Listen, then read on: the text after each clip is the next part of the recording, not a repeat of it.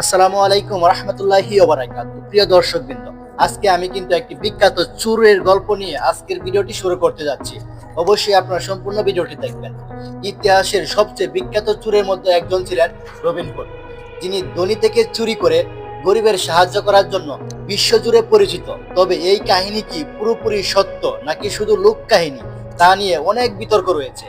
চলুন রবিনহুডের কাহিনীটি সম্পূর্ণটা আমি আপনাদেরকে বলে শোনাই। রবিনহুডকে মধ্যযুগের ইংল্যান্ডের একজন বিখ্যাত চোর হিসেবে ধরা হয়।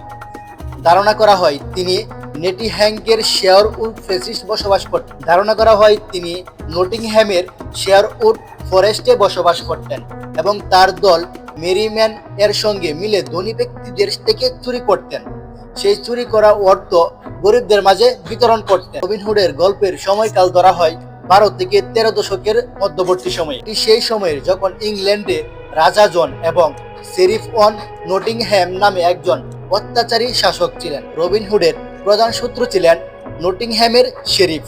শেরিফ ছিলেন একজন অত্যাচারী শাসক, যিনি সাধারণ মানুষের কাছ থেকে উচ্চ হারে কর আদায় করতেন। রবিনহুড তার বিরুদ্ধে বিদ্রোহ করেন এবং অন্যায়ের প্রতিবাদ করেন। রবিনহুডের কাহিনী প্রথমে লোকগান ও কবিতার মাধ্যমে ছড়িয়ে পড়ে। পরে একটি বই, থিয়েটার, সিনেমা, এমনকি আধুনিক সময়ে টিভি সিরিজেও জনপ্রিয় হয়ে উঠেছে। তার ন্যায় বিচারের ভাবনা এবং দুঃসাহস অভিযানে কাহিনী মানুষকে আকর্ষণ করেছে। ইতিহাসবিদদের মতে রবিনহুড হয়তো একটি কাল্পনিক চরিত্র, যার মাধ্যমে মধ্যযুগের ধনী ও দরিদ্রের মধ্যে বিদ্যমান বৈষম্য তুলে ধরা হয়েছে। তবে কিছু বিশেষজ্ঞ মনে করেন যে রবিনহুডের গল্প সম্ভবত কয়েকজন প্রকৃত বিদ্রোহের জীবন থেকে অনুপ্রাণিত। রবিনহুডের গল্প শুধু বিনোদনেই দেয়নি, বরং সমাজে ন্যায় বিচার এবং শোষিতদের অধিকারের জন্য লড়াইয়ের প্রতীক হিসেবে অনুপ্রেরণা জুগিয়েছে।